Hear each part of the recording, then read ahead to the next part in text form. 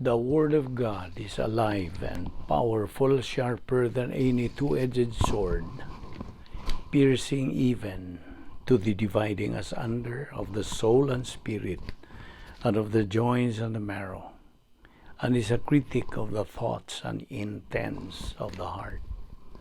All Scripture is God-breathed and is profitable for doctrine, for reproof, for correction, for instruction in righteousness, that the man of God might be mature, thoroughly equipped unto all good works. Study to show thyself approved unto God, a workman that needeth not to be ashamed, rightly dividing the word of truth. 1 Corinthians 15:58, always give yourselves fully to the work of the Lord, because you know that your labor in the Lord is not in vain. 1 Corinthians 3:7, as we labor in the Lord faithfully, we wait patiently on the Lord, who makes things grow. Your word is a lamp unto my feet and a light unto my path. And the gospel must first be preached to all the nations. Unless a man be born again, he cannot see the kingdom of God. Faith cometh by hearing, and hearing by the word of God.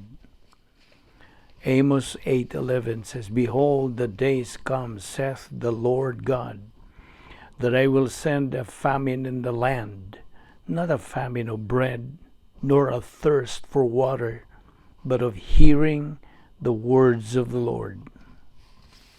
Psalm 1:1-3, blessed is the man who does not walk in the counsel of the wicked, or stand in the way of sinners, or sit in the seat of mockers. But his delight is in the law of the Lord, and on his law he meditates day and night.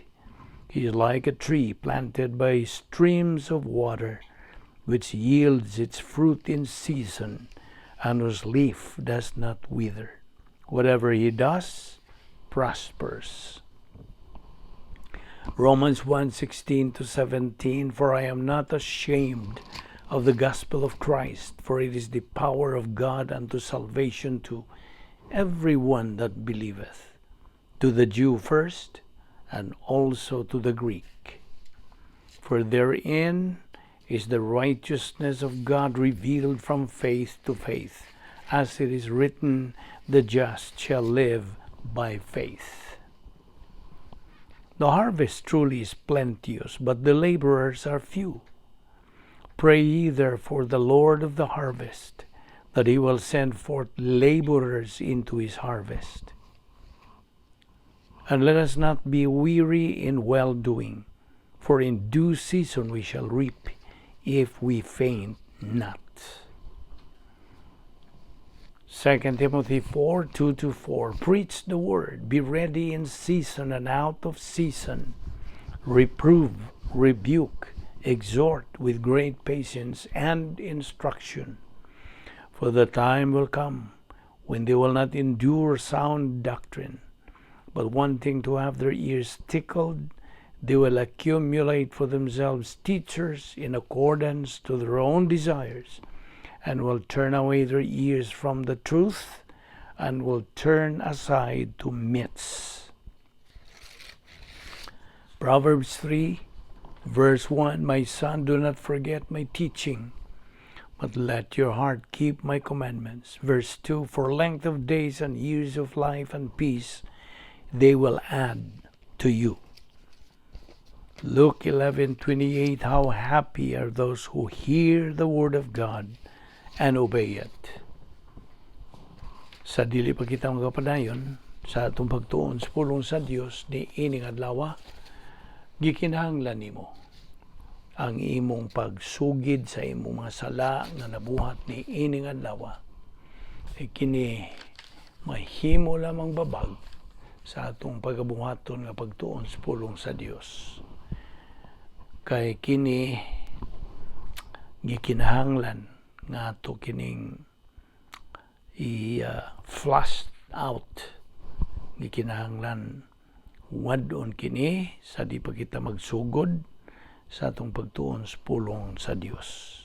1 John 1:9 nagaingon, if we confess our sins, God is faithful and just to forgive us our sins and to cleanse us from all unrighteousness. Human mo buhaton ka na, then andam no sa because pag padayon sa pagtuon sa pulong sa Dios. O alang kanimo higala nga dili magtotoo, giawhag ka, giagda ka nga imong tuuhan si Ginoong Jesucristo nga imong manluluwas, kay mao man lamang kini ang paagi sa Dios nga gihatag kanato ingon nga gasa. Ang iyang bugtong anak namatay tungod lamang sa atong mga sala, siya ay mibayad dito sa cross. Busa kung imong tuuhan katuig nga gibuhat, kana nagpasabot nga imong gituhuan sa Ginoong Kristo nga imong manluluwas. Believe on the Lord Jesus Christ and you will be saved. Acts 16:31. Busa sa hilom, magandam ta sa atong kaugalingon. Let us pray.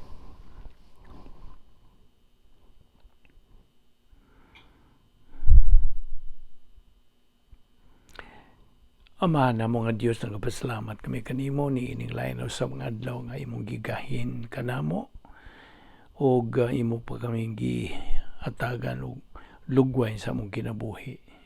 We are still alive all because of your grace.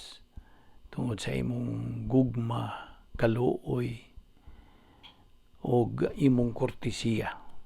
Salamat o Diyos sa imong hatag ka namon ining laing higayon sa among Bible study through the YouTube ubo sa Vic Balbido Evangelistic Ministry. Kiting tanan among gipasalamatan sa ngalan ni Ginoong Jesucristo. Amen. Maayong adlaw sa tanan natong mga higala, atong mga subscribers, atong mga igsuon diha ni Kristo. Welcome na usab ning atong pagpadayon sa pagtuon sa pulong sa Dios.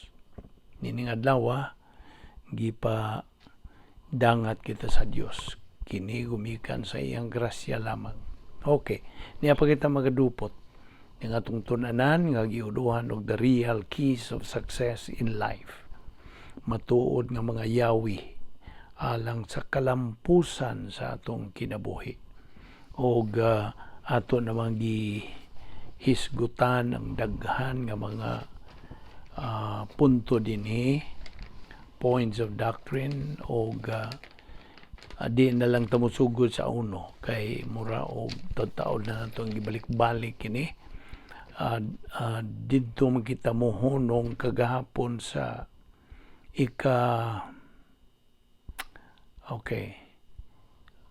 atong balikon lang tong 15, the 15th real key of success in life. Ang ika-15, always be guided by the doctrine of volitional responsibility. O kita nakatuon bahin ini nga kita may tulubagon sa diha nga mo himo ta og desisyon. Gihatagan ta og hingpit nga kagawasan sa pagpili. God gave us that perfect freedom. Complete freedom of choice. So, sa ato pa, hisgot man taog kalampusan sa kinabuhi, it's either buot ka nga magmalampuson o dili. Papilion lang ka. So, sa unsay mapili nimo, whatever is your decision, ikaw ra gayod. Ikaw ra gayod ang kanang responsible, accountable, o answerable. Yan ang desisyon nga mo gihimo. So, always be guided by the doctrine of volitional responsibility nga magagiya na gyud na nimo sa matag higayon nga ikaw mohimo og desisyon. Og gikinahanglan ingon nga magtutuo nga tuwa ta sa sud sa atong dapit nga may gahom sa Dios. Atong gitawag og unsa? Operational sa divine dynasty. Dapit ka na nga may gahom sa Dios, operational. So kung tuwa ka sa sod, unya mohimo ka og bisag unsang desisyon, kanang desisyon na husto gyud. Husto, tukma, maayo. It's a good kanang right decision. Wa gyud desisyon dautan ngay mong mahimo kung tuwa ka sa sod. Dining atong dapit nga kanang puloy-anan. This is our right residence nga atong puyan ingon nga mga magtotoo. Okay? So I hope na sabtan na nimo pag-ayo. Always be guided by the doctrine of volitional responsibility. O mo na ika-15. Tutas ika-16, be constantly guided by the essence of God.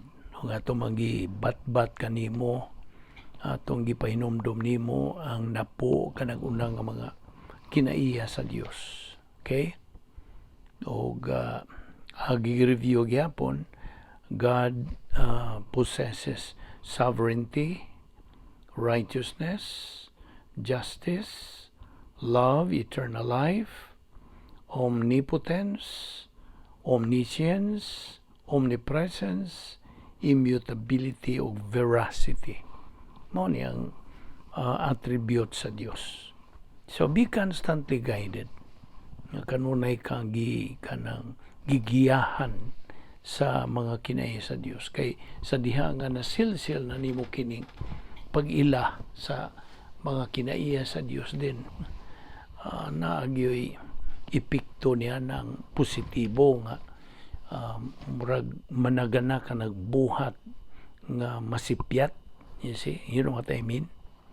Kay you are now a good decision maker. You are a problem solver. Unsa pa? Problem anticipator. Kaya ka na mo man description sa plano sa Diyos, protocol plan of God. So mao na ika-16 nga kanang matuod nga Yahweh sa kalampusan sa kinabuhi. Okay? So karon sa 17. Okay. Mao ni atong gibiyaan kagahapon.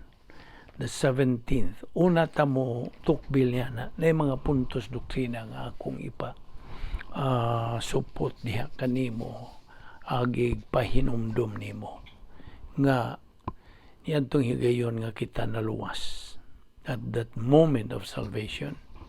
Usa nga gihatag sa Dios kanato mao kining katluag siyam ka gitawag og irrevocables. 39 irrevocables mao na ang inheritance in the eternal state didto na sa eternidad. Now ato namang kanang pahinumdum kanimo nga ang magtotoo may lose his eternal inheritance but never his eternal life. Dili gyud na. Ang iyang eternal life kinabuhi na di na matangtang. Kay hangtod na dayon na kana mahimo tingalig wagtang ang iyang eternal inheritance. Umikan kay siya wa man magmalampuson sa iyang kinabuhi. Ingon nga Kristiyanon samtang dini pa niining kalibutan na. You see? Huwag siya magtagad, huwag siya pagpanumbaling sa pagtubo sa pulong sa Diyos, huwag siya magkakabot sa iyang common objective sa mga magtotoo, which is spiritual maturity. Loser siya. Therefore, he is going to lose his eternal inheritance. Ug kadtong maong inheritance nahimula ng handumanan. You see? Handumanan ra. Wa ka, di ka kapahimos kay wa man ka makatuman sa mga requirements. You see? Kasabot ka, review naman po ni. Now, so, inheritance ato mga panulundon o kabilin, mga naman tingal na sila yung mga synonym, but bahin kang Ginoong Kristo ang iyang inheritance mao kining atong pagkasakop sa simbahan. So, our Lord Jesus Christ's inheritance is the church. In His being the King of Kings and Lord of Lords. Siya man ang hari sa mga hari o Ginoo sa mga Ginoo. You see? So, ang simbahan, kita, is God the Father's inheritance ngadto kang Ginoong Kristo. Ang simbahan, okay, mao na ang iyang panulundon. We were also given the inheritance which made us masig ka manununod, joint heir ni Ginoong Kristo. Kita, joint heir. So, ana kita'y kanang angay-angay o pantay-pantay nga mga pribilehiyo o pantay-pantay angay-angay nga oportunidad to receive our eternal inheritance. You see? Angay-angay yun. Now, diha sa Pilipos 3:11 kini nagaingon sa in English, if sugod kini o condition, if by any means I may attain to the resurrection from the dead. Now, hisgot naman ni og pagkabanhaw, kitang tanan nga mga magtotoo will be resurrected. Okay? Now, this goes that si Pablo, Apostol Pablo, knew this, niining pagkabanhaw. Mabitaw tong miingon si Pablo nga, how I wish to experience the rapture. Wala man siya kaabot. O pamanggani kita. You see? How I wish to experience the rapture.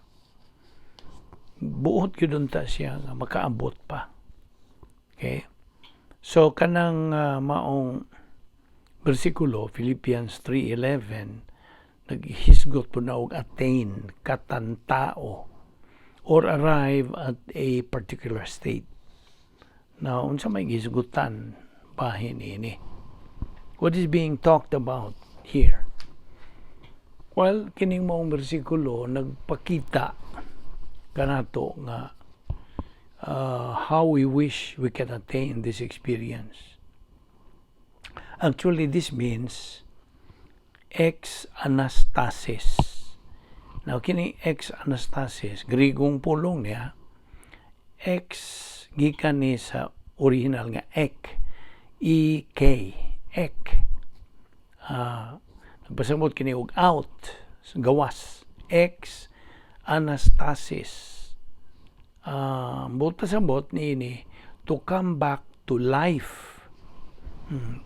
Pagbalik nga to sa kinabuhi, buot pasabot, kini naghisgot og resurrection, pagkabanhaw. Okay? So mo nang ex-anastasis, ek, ang out man kini buot pasabot. This means only believers will be out of our old self, OSN, at the resurrection. Kita lang nga mga magtotoo ang mahigawas. You see? Makabuhi o mahigawas nining ato nga karaang pagkakita, old self. Unsa imong sabot? Old sin nature. Sa panahon sa pagkabanhaw, mugawas kita nining atong lawas nga madunot. Okay? So, we believers will be out of our old sin nature during the resurrection. Unas tanan, sa atong espirituanong pagkinabuhi, nanginahanglan kita o pagdasig, mga pagdasig. Part of this motivation is divine discipline. Mao nagdisiplinahon ta sa Dios every now and then. Sa diha nga kita makasala. By the way, laws of eternal rewards, wa ni magpasabot og laws of eternal life. Ayaw na ni kalimti, ha? Wa na maghisgot ng imong kaluwasan matangtang. Wala. Ang laws of eternal rewards, ang imong panulundon. You see? Okay, kining atong pagpadayo niini, resurrection sa unsa man ning panahon sa rapture. Mao ni ang laingan, resurrection of the church, rapture of the church, pagsakgaw. So ang Episo 3:1 hanggang 11 naghisgot kini og resurrection body, lawas nga binanhaw sa mga magtotoo. Kay sa ako nang ginaingon, kitang mga magtotoo, matag usa ka nato, gihantagan og angay-angayng panahon, equal time nga mopahimos kita niining equal privileges and equal opportunities. Now, ang eternal heritage o ganti alang sa mananaog nga magtotoo, winner believers, will be distributed. Ipangapod-apod na kini didto sa judgment seat of Christ, or gitawag ni Bema seat. Okay? Immediately after the rapture, mao dayon ni mupuli sa inig sakgaw. Kung di ba naman galing pagsakgaw, mao ni pagkabanhaw natong mga magtotoo. O mo sugat kita kang Hesus Kristo diyas panganod. Diya bitaw na sa 1 Tesalonica 4:16-17. The Lord himself shall descend from heaven with a shout, with the voice of the archangel and the trumpet of God, and the dead in Christ shall rise first, and that we who are alive and remain shall be caught up together with them in the clouds to meet the Lord in the air, and so shall we ever be with the Lord. Mao ni rapture. Okay? So, mao ni naghisgot na pud ning adto tas 1 Corinto 3:11-15, naghisgot ra ba ni og kanang ang atong pagpahimutang sa atong foundation. Hisgot ka na og no man can lay a foundation. Kinsa man gyud ang tinuod nga foundation? Si Ginoong Hesukristo. Siya ang atong foundation in salvation. Gusto? So sa diha nga kita luwas, pinagis pagtuo labang kang Kristo labang, karon na natay puruhan sa paghimo maayong binuhatan na mo na. Apan dili ka na mo ay basihan sa imong kaluwasan, ha? Dili. Basihan ka na sa imong dawatunon nga panulundon. Kasabot ka. Dili ang kaluwasan. Human na mga kaluwasan. Like I said over and over again, I keep on saying this, balik-balik, nga ang imong kaluwasan di na matangtang. Okay? Og kanang dili na mo'y kanang pagbuhat umayo, musunod lang na automatic sa diha nga ikaw naluwas. You see? So, it's either unsay among atong pilion usab. So in other words, mugamit na puta sa atong kabubuton. You see? Gamiton na po na itong kabubuton. Every moment of our life, ingon nga mga magtotoo, mugamit na ta sa kabubuton. Okay? Every moment. So, inumdumi nga, kanang sa diha nga imong gamiton ka na, to make any decision, kita ra gyud ang manubag niya ng atong gihimong desisyon. So karon, mipili man ta, gikan sa atong volition, mipili man ta nga mutubo diha sa pulong sa Dios. Patubuon ba nga atong kalag? Grow in grace and in knowledge of our Lord and Savior Jesus Christ. 2 Peter 3:18. So karon, si Ginoong Hesukristo may foundation nato nini. Okay? Sa pagluwas nato. So karon mubuhat na ta agi og sunod og tuman sa iyang kabubuton. So sa 1 Corinto kanang diha sa 2 Peter 3:18, I mean. Okay? Nga mo na itugon nga patubuo na atong kalag. So karon unsa ang pagtubo? Pinagis pagtuon, pagtuo, paggamit sa pulong sa Dios. O sa atong paggamit niining pulong sa Dios nga atong gitun-an, then ang mo resulta kada himo nimong desisyon husto gina, or kada buhat nimong maayo kanang maayuha iyaha sa Dios. It's divine good. Ug mao ra kanay gantihan. Mao ni kitan din nato sa gold, silver, precious stones. Suma kini sa 1 Corinto 3:11 ngadto sa 15. Or kung tuwa ka sa gawas, gumikan kay naman kay gitinir nga mga sala, then adto ka sa cosmic dynasty ni Satanas.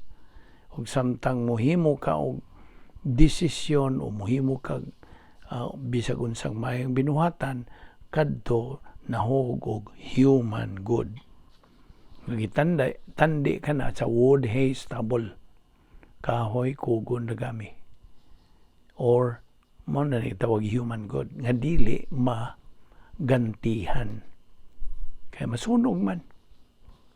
Okay, so mo nang kay hisgot man og kalayo, moagi maog kalayo nga itong mga binuhatan. The Bible has many uses of fire. Hinumdum ka dito sa daang pakigsaad dinhi sa bagong saad, the New Testament, it is more on judgment.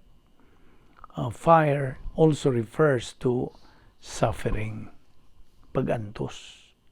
So mo na nga giingon diha nga if any man's work can stand, makabarog, mo na divine good, then he will receive his reward. Gantihan ang magtutuo, kumikan niya ng matang sa maayong ay ang gibuhat. Apan, if any man's work will be burned, katulaging tawhanong maayo, he will not receive his reward. Dili siya magkadamat. Apan hinumdumi nga ang Dios nagaandam those blessings for all believers. Yan, andam na ni sa Dios sa kaniya tunga pang tanan. But, kinsa naman ang makadawat nini? Only winner believers can receive those blessings. Ang loser believer will not receive those blessings. You see? Mao ni nga itong kanang balik ug pahinumdum nimo. Unsa ka may nung danon di ay ang atong pagpuyo diha sa dapit nga may gahom sa Dios nga atong puloy-anan, the royal palace. Our royal palace kana. Our right residence. And in fact, kanang maong residences, kanang gi-describe kanang way, the protocol plan of God, unsa pa? God's power system, unsa pa? Operational divine dynasphere. Iyahan ng dapit sa Dios nga giandam alang kanato. And it is a mental attitude, life. Kinabuhi man na. So, mao na nga, antong gisgutan ni last time also nga, ang gold, silver, and precious stones, nagkahulugan kini nga ang magtutuo had been executing sa talagsaon nga espirituhanong panginabuhi. Unique spiritual life. Nga the Christian way of life. Kaya, samtang tuwa ka dito sa maong dapit nga may gahom sa Dios, the Christian way of life, then you have two power options nga imong ginagamit diha, feeling of the Holy Spirit o ang pag-metabolize nimo sa Bible doctrine. Okay? Unya, imong hinumduman kanunay kadtong tulo ka spiritual skills nga rebound, Operation Z, o kadtong 10 problem-solving devices. RFFGDPIHPO. Kainomdom pa kana, memory aid, rebound, feeling of the Spirit, faith rest drill, grace orientation, doctrinal orientation, personal love for God the Father, impersonal love for all mankind, inner happiness or sharing the happiness of God, personal sense of destiny, o ang ika na po, occupation with Christ. Mone, ipagamit ni sa Diyos ka na to. Aron kita magmadinaugon, magmalampuson sa atong pagkinabuhi. Okay? Now, wa ra bagyo'y excuse. There is no excuse for failure. Ito ginihatag ang emphasis. There is no excuse for failure for every believer. Wa na tayo kapangulipas. Isang kapan na sa Diyos sa tanan nga itong ikinahanglan. See? Wa na kita ikabalibad. Nya karon, huwag yapong ka manumbaling. Nagpakabuta, bungol ka lang niini. Namo na. Mao na naka daot karon sa tibuok kalibutan. Mao na painumduman ta sa Dios. Kaya na. Kaya besides, kining atong panahon is the age of apostasy. Inumdum ka naman unsay buta-sabot sa apostasy. Apostasia. Departing from the truth. Wana kamatuoran ng bagang duot sa katawhan karon. Lain ang ilang mga pasiuna sa kinabuhi. They have wrong priorities in life. Nakalimtan ang Diyos. Wana'y Diyos silang kinabuhi. Wana'y pulong sa Diyos silang kinabuhi. Polos lang yun mga naunang tawhanon, kalibutanon, mga dautan, mga ngilad, wala. No, ni nagka-yamukat na niya itong kalibutan karon kay ang magbubuhat na nakita niya nga sa mura mangudnis kini atong panahon gikumparar nato ni sa panahon ni Noe. Inomdom ka ba sa panahon Noe? Atong iyang panahon siya ragyod og iyang pamilya mo'y tarong but pasabot nga muray matarong sa tubangan sa Dios nang matinud-anon Diyos pagsunod sa mando sa Diyos. Wa nang kadaghanan ang tanan, wa mao na nga manduan si Noe sa Diyos nga pag tukod og kanang arkanoy nya ang mga katawhan niya to walang yun di yun sila maminaw sa maayong balita sa kaluwasan. Sige sangyaw si Noe pilang tuig niya sangyaw 120. Imagine na diha sa Biblia 120 years that Noah preached the gospel. Believe on the Lord Jesus Christ and you will be saved. Ang mga tao, tuon niya ng Noe. You see? Wag yun. Sirado ang ilang pagdawat. Negatibo. Mao na ang pariharag yun nilang panahon na to karon. Negatibo ang mga kadaghanan. Bisan pa sa mga igsuon na ito mga magtotoo. Well, with the exception of for those kanang nagpadayon gyud nagmainiton nagtubo gyud diha sa pulong sa Dios nagmatinumanon pan kadaghanan lain na sila mga priority. It is dili na God ang ilang priority, gold nga nagkaulugan og salapi, sapi, kwarta. So mga details of life ra gyud ang ilang giuna. Kini mga detalles kini sa may unsabot pasabot ang mga detalles kinabuhi. Well, tanan hapit tanan, of course. All the things that you possess, we see in this world. Kining all the things that you can see are only temporal. Naman naspulon sa Dios. Gisgot na tayo ni. Prinsipyo niya itong gisgutan. Dumalabay ning tanan. Mulabay lang ni daw aso. Kining tanan. You see, imong gipangandoy ni mga kabtangan o sa pang mga mga tinguhan ni mos kinabuhi. Mo na sayop ang imong mga pasiuna, wrong priorities. Mga tao karon puro na gyud unsa negatibo o kadtong mga magtutuong negatibo kanhi mainiton sila sa pagtuon pagtubos pulo sa Dios karon nga usab na pod.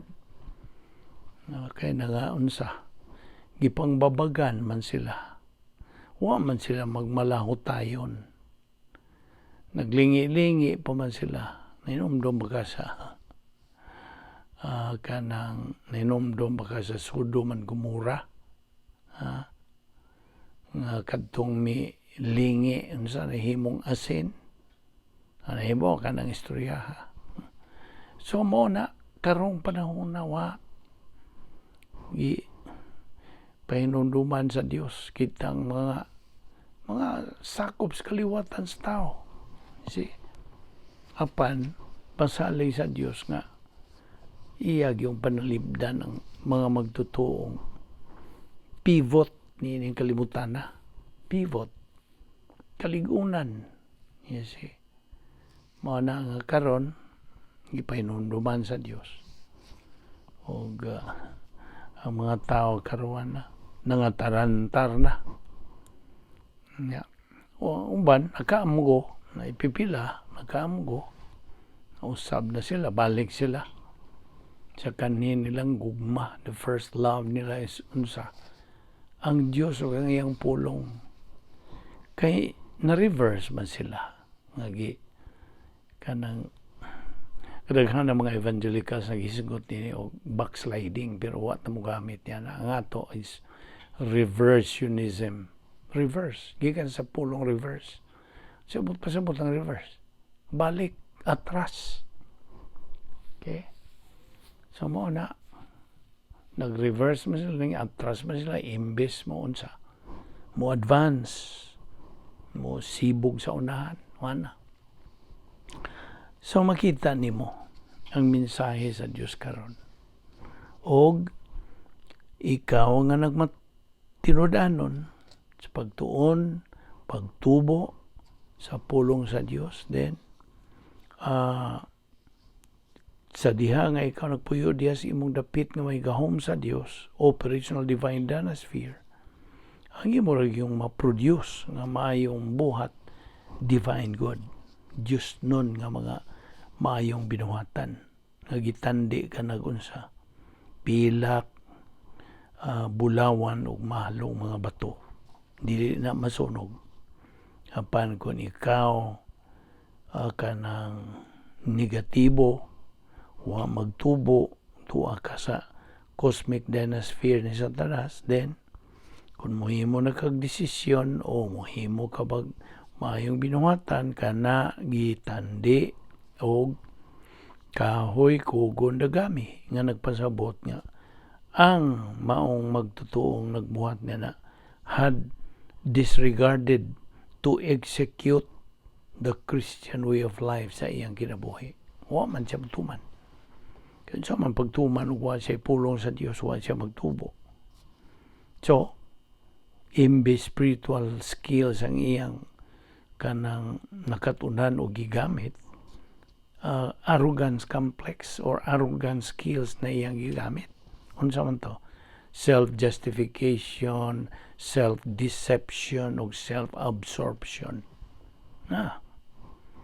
So, akong balikon nga, there is no excuse for failure for every believer. Di ba ninak?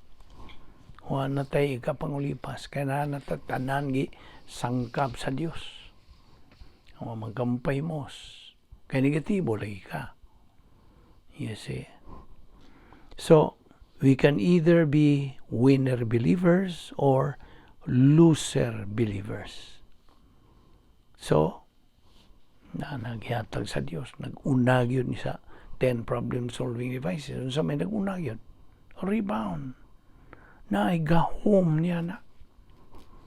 We have that power of rebound. We have all the divine assets provided by God. So, mo na kay isang kapan man ta sa tanan yun ng divine assets. So we have no excuse now not to be winners. Sabot ka. Well, narapon ni mo. Mudawat ka ba niya na o di? It's a matter of choice. Okay? So, ato na kang giingnan. Ang atong mga panlulundon.